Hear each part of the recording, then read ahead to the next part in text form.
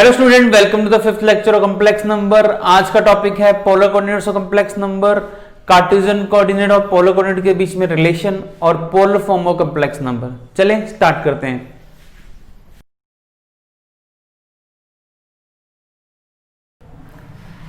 z हमारे पास given है x plus iota y. z का मॉड क्या हो जाएगा? Under root x square plus y square.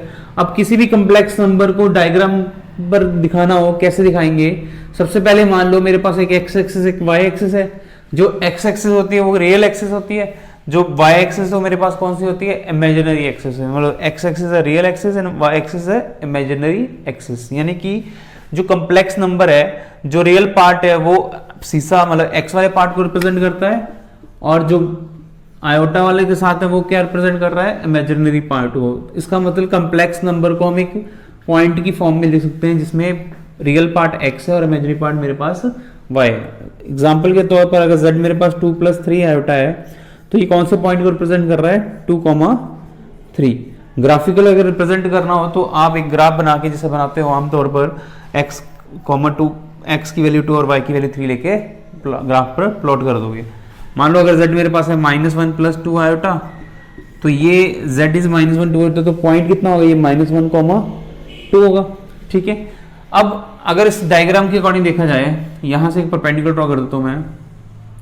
ये ओरिजिन है O, ये मान लो M, तो जो मेरे पास OM है, ठीक है, Y से डिस्टेंस क्या होता है? ये मतलब X हो गया, और X से डिस्टेंस क्या होता है? ये Y बन गया। OP को ज्वाइन कर दो। ठीक है। अब ये एक राइट एंगल ट्राइंगल बन रही है। ठीक है, ध्यान से देखो, ये x है, ये y, ये राइट एंगल ट्राइंगल में, तो OP की वैल्यू क्या होगी? जो मेरे पास OP होगा तो OP की वैल्यू भी क्या होगी? Under root x square plus y square, क्योंकि Pythagoras x square plus y square OP square, तो OP की value under root x square plus y square. इसका मतलब जो मेरा OP होगा वो क्या होगा? Modulus of complex number. ठीक है, तो मॉडुलस ये तो कॉम्प्लेक्स नंबर को रिप्रेजेंट कर रहा है, और मॉडुलस को कौन रिप्रेजेंट कर रहा है? ये OP लाइन। ठीक है, तो ये होगी representation of complex number on graph. ठीक है, ग्राफ पर हम उसको कैसे रिप्रेजेंट करेंगे एक कॉम्प्लेक्स नंबर को। चलिए नोट कर। अच्छा, next very important, polar coordinate. ठीक है, आपके पास जो एक्स वाई होते हैं वो क्या होते हैं? कार्टेशियन कोऑर्डिनेट होते हैं। अब मैंने निकालना है पोलर कोऑर्डिनेट।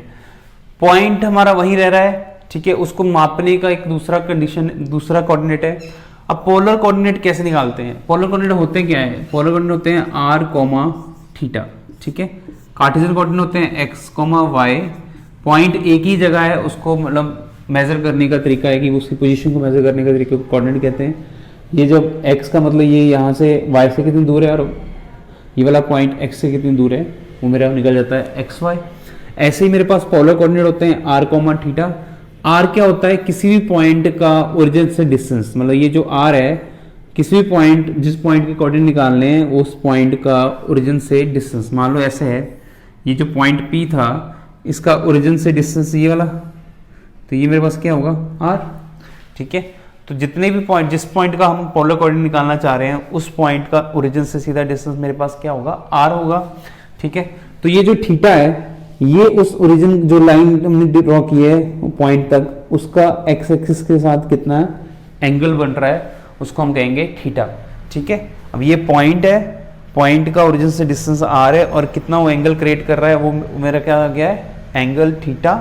तो इस पॉइंट के जो पोलर कोऑर्डिनेट हो जाएंगे वो हो जाएंगे r, theta.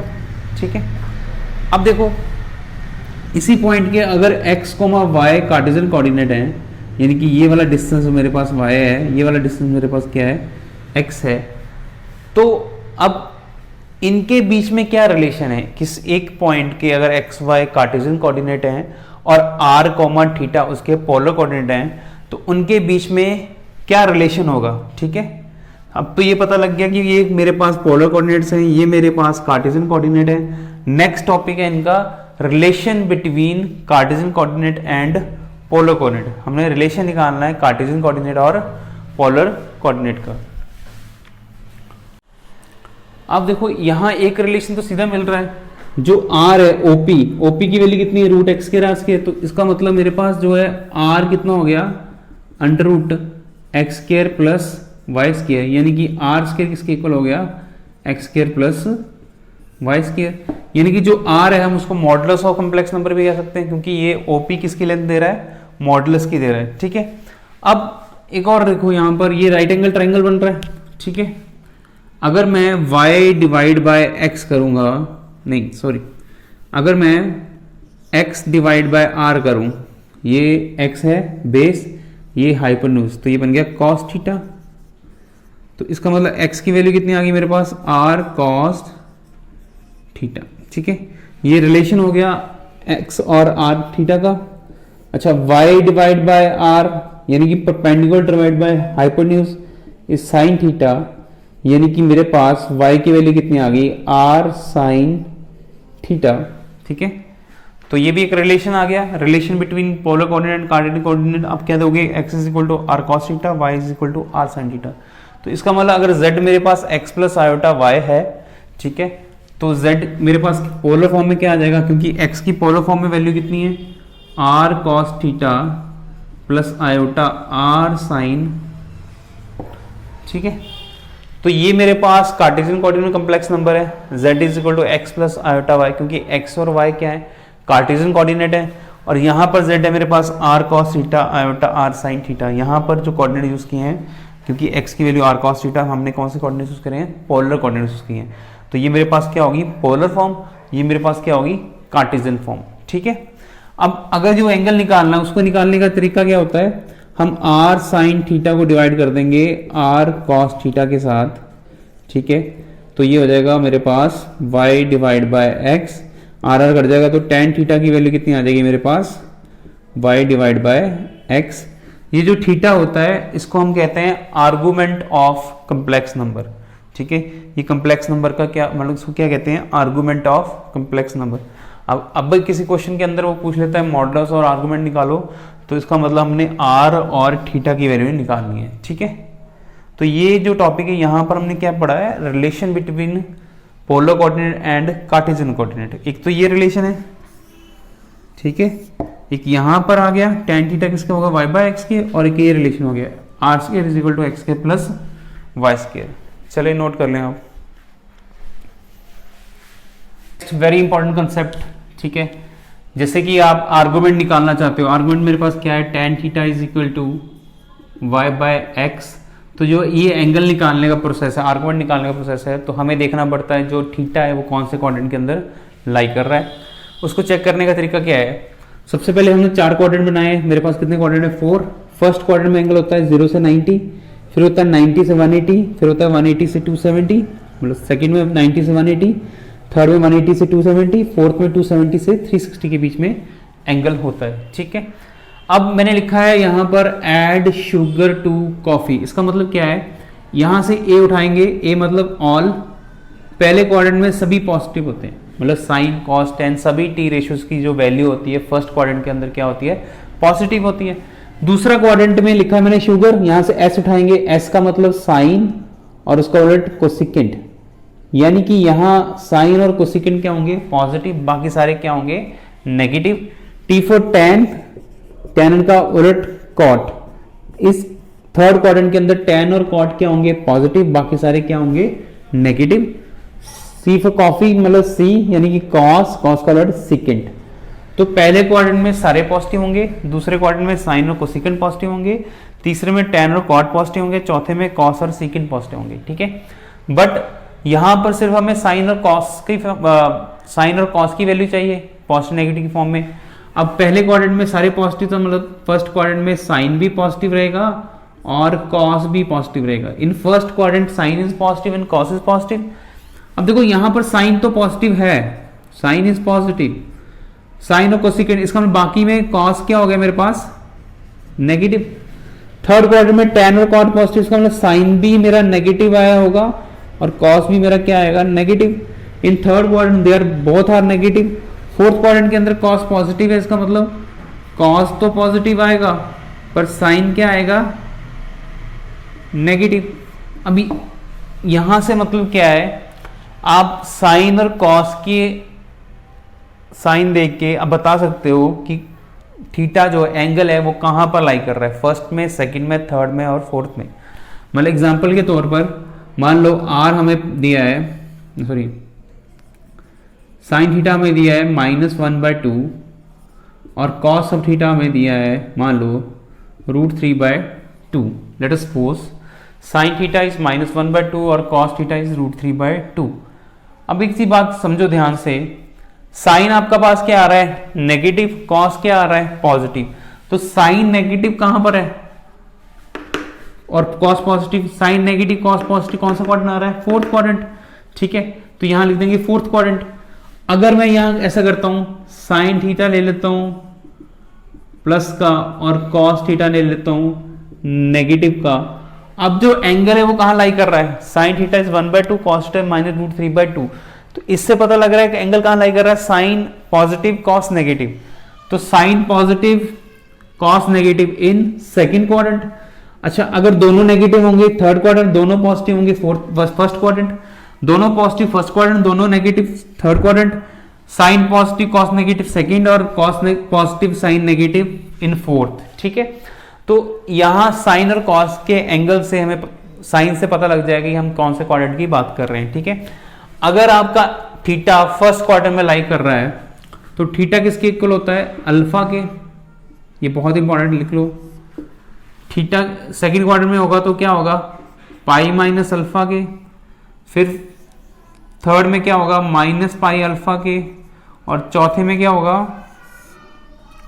Theta is equal to minus alpha के। ठीक है, एक बात आपने याद रखनी है, जो पाई होता है ना वो यहां पर क्या होता है, 180 डिग्री। ठीक है, हम 180 डिग्री यूज नहीं करेंगे, हम क्या यूज करेंगे, पाई। तो पाई किसके इक्वल है, 180 डिग्री के इक्वल है। ठीक है, इसका मतलब π/2 कितना हो गया, 90 डिग्री। π/4 कितना हो गया, 45 डिग्री। π/6 कितना हो गया, 30 डिग्री। ठीक है, π/3 कितना हो गया, 60 डिग्री। ठीक है, हम ऐसे यूज कर लेंगे। अब अल्फा क्या है और कैसे निकालना है देखते हैं। यहां तक पहले नोट कर लें आप। चलिए नेक्स्ट क्वेश्चन करते हैं। z हमें गिवन है -2 + 2 आयोटा, इसको कन्वर्ट करना है पोलर फॉर्म के अंदर। तो पोलर फॉर्म होती है z equal to r cos theta iota r sin theta. ठीक है, तो हम मान लेंगे z किसके इक्वल है, r cos theta plus iota r sin theta. तो ये -2 + 2 आयोटा किसके इक्वल आ गया, r cos theta plus iota r sin theta के। ठीक है, अब अगर मैं देखूंगा हूँ r cos थीटा की वैल्यू मेरे पास कितनी आ गई, -2 और r sin थीटा की वैल्यू मेरे पास कितनी आ गई है, 2। ठीक है, 2। ठीक है, r निकालने का तरीका क्या है, दोनों को स्क्वायर करके ऐड कर दो, r² cos² theta plus r² sin² theta कितना आ जाएगा, -2 का स्क्वायर प्लस 2 का स्क्वायर। ठीक है, यहां से r² कॉमन निकाल लो, कितना है, cos² theta plus sin² theta. ठीक है, यहां कितना आ गया, -2 का स्क्वायर कितना आ जाएगा, 4 + 4 यानी कि r² कितना आ गया, 8 और r कितना आ गया, √8 यानी कि 2√2। तो r निकालने का बहुत इजी मेथड है, आप क्या करो, दोनों को स्क्वायर करके ऐड कर दो।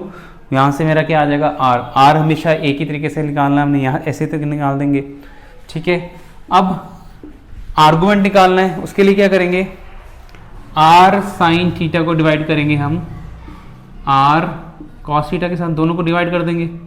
r sin थीटा की वैल्यू कितनी है मेरे पास, 2 डिवाइड बाय -2, ये 2 से 2 कट गया, ये r से r कट गया। तो tan थीटा की वैल्यू मेरे पास कितनी आ गई है, -1। यहां से देखना है अल्फा कहां से आएगा। tan थीटा की जो वैल्यू मेरे पास आई है वो पॉजिटिव भी आ सकती है, वो नेगेटिव भी आ सकती है। ठीक है, अब tan थीटा की वैल्यू नेगेटिव अपने दिमाग से निकाल दो, 1 है ना, तो वहां पर tan 1 कब होता है, tan 45 पर। तो tan 45 की जगह हम क्या लिखेंगे, π/4। तो tan थीटा कितना आ गया, माइनस ऑफ tan π/4। ठीक है, आपने इसको देख के वैल्यू निकालनी है। ठीक है, tan का टेबल याद कर लो, tan 30 की वैल्यू कितनी है, tan 45 की वैल्यू कितनी है, tan 60 की वैल्यू कितनी है, तीन ही वैल्यू यूज होंगी। तो यहां पर आ गया -tan π/4। अब यहां से आपने क्या करना है, जो थीटा निकालने का तरीका क्या है, आपने देखना है कि आपका साइन और कॉस का साइन कौन सा है, साइन का positive, cos negative, sine positive cos negative which quadrant, sine positive cos negative table जो बनाया उसमें देखो तो ये बना रहा है सेकंड क्वाड्रेंट, तो सेकंड में थीटा क्या होता है पाई माइनस अल्फा, ये अल्फा है ठीक है, तो पाई माइनस 4, तो ये एलसीएम लेंगे तो 4 पाई माइनस पाई बाय 4 यानी कि कितना आंसर आ गया 3 पाई बाय 4। तो अगर मेरे पास मॉडुलस पूछा है वो 2√2 है और आर्गुमेंट पूछा है 3 पाई बाय 4 है ठीक है। z मेरे पास क्या था, r कॉमन निकालो तो cos theta iota sine theta, r की value 2√2 cos of 3 pi by 4 plus iota sign 3 pi by 4। चलिए नोट कर लें आप। चलिए नेक्स्ट क्वेश्चन करते हैं। z हमारे पास गिवन है -1 माइनस आयोटा √3 को पोलर फॉर्म में कन्वर्ट करना है ठीक है। लेट क्या करते हैं हम z को r cos theta iota r sin theta, तो यानी कि -1 माइनस आयोटा √3 किसके को आ जाएगा r cos theta iota r sin theta के ठीक है। इसका मतलब r cos थीटा की वैल्यू कितनी आ गई -1 और r sin थीटा की वैल्यू कितनी आ गई -√3 ठीक है। फॉर्मेट तो वही रहेगा, हर सिर्फ वैल्यू फिल करनी है। फिर r स्क्वायर cos के थीटा फिर r स्क्वायर sin के थीटा को ऐड करेंगे तो कितना आएगा 1 का स्क्वायर -1 का स्क्वायर -√3 का स्क्वायर, ये कितना हो जाएगा, ये हो गया 1 + 3 यानी कि 4।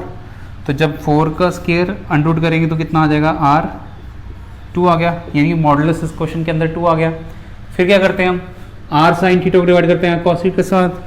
r sin थीटा कितना है -√3 डिवाइड बाय -1 कटिंग करके कितना आंसर आ गया √3। अब tan के टेबल पर √3 कब होता है, tan π/6 होता है 1/√3, tan π/4 होता है 1, tan π/3 होता है √3। तो यहाँ पर अगर √3 है तो किसके इक्वल होगा tan π/3 के इक्वल। बट थीटा निकालने से पहले आप क्या करते हो, एंगल को चेक करते हो कि थीटा लाई किस क्वाड्रेंट में कर रहा है, उसको चेक करने के लिए अब हमने थीटा निकालना है ठीक है जी। तो थीटा निकालने के लिए हम साइन देखेंगे, r cos थीटा के वैल्यू मेरे पास कितनी है -1, r sin थीटा की वैल्यू कितनी है मेरे पास -√3, यानी कि cos नेगेटिव है साइन भी नेगेटिव, दोनों ही नेगेटिव है। दोनों कौन से क्वाड्रेंट में नेगेटिव होते हैं, थर्ड क्वाड्रेंट में। टेबल देखें जो बनाया जहां बनाया है दोनों ही नेगेटिव है थर्ड क्वाड्रेंट में। थर्ड क्वाड्रेंट में जो एंगल होता है वो किसके होता है -पाई प्लस अल्फा के। अल्फा कितना यहाँ पर π/3, तो ये एलसीएम ले लेंगे कितना आएगा -3 पाई प्लस पाई यानी कि -2 π/3। तो z मेरे पास क्या आ जाएगा, r की वैल्यू कितनी है मेरे पास 2 cos of -2 π/3 plus iota sine -2 π/3। देखो पोलर फॉर्म के अंदर r निकालने का मेथड हमेशा सेम रहेगा, जो वैल्यू स्क्वायर करके ऐड कर देंगे। थोड़ा सा चेंज कहाँ पर आएगा, थीटा निकालने के tan भी वैसे निकालना है, यहाँ पर आपने देखना है क्वाड्रेंट कौन सा है, जिस क्वाड्रेंट में दिया उसके अकॉर्डिंग हमने थीटा निकालना है ठीक है। बाकी सारा का सारा प्रोसेस क्या है, सेम ही है। चलिए नोट कर लें आप। देखिए next question very important. z हमें गिवन है -16/1 प्लस आयोटा √3, इसको कन्वर्ट करना हमने पोलर फॉर्म में ठीक है। अब सबसे पहले इसको देखो, ये स्टैंडर्ड फॉर्म में तो गिवन है नहीं ठीक है, तो कोई भी कम्प्लेक्स नंबर को सबसे पहले हम कन्वर्ट करेंगे स्टैंडर्ड फॉर्म के अंदर। तो यहाँ पर 1 प्लस आयोटा √3, नीचे आयोटा है तो क्या करेंगे रैशनलाइज। तो रैशनलाइज कैसे करते हैं, यहाँ प्लस है यहाँ पर -1 माइनस आयोटा √3 से ऊपर नीचे मल्टीप्लाई करेंगे, नीचे a + b a - b a² - b², ऊपर वैसे एज इट इज रह गया, नीचे 1 आयोटा स्क्वायर अंडर हट जाएगा तो 3 आयोटा स्क्वायर की वैल्यू -1। तो ये देखो आयोटा स्क्वायर की वैल्यू -1 है तो माइनस माइनस क्या हो जाएगा प्लस, तो 1 + 3 कितना हो जाएगा 4, ये 4 से कट किया तो 4 माइनस का -4 अंदर भेजेंगे कितना आएगा -4 + 4 आयोटा √3। तो ये मेरे पास आ गया complex number in standard form. तो z को मैंने मान लिया r cos theta plus iota r sin theta ठीक है। तो z मेरे पास आ गया -4 + 4 आयोटा √3। जब इसको कंपेयर करेंगे r cos थीटा की वैल्यू कितनी आ गई मेरे पास -4 और r sin थीटा की वैल्यू मेरे पास कितनी आ गई 4√3 ठीक है। r निकालने का तरीका क्या होता है, दोनों को स्क्वायर करके ऐड कर दो, r² cos थीटा कितना होगा यानी 4 का स्क्वायर 16, इसका स्क्वायर करेंगे तो कितना है 16 × 3 यानी 16 + 48 कितना हो जाएगा 64। तो r² कितना हो गया 64, अंडर कर देंगे तो कितना आ जाएगा r 8 आ जाएगा ठीक है। r निकालने का हमेशा ये रूल रहा है।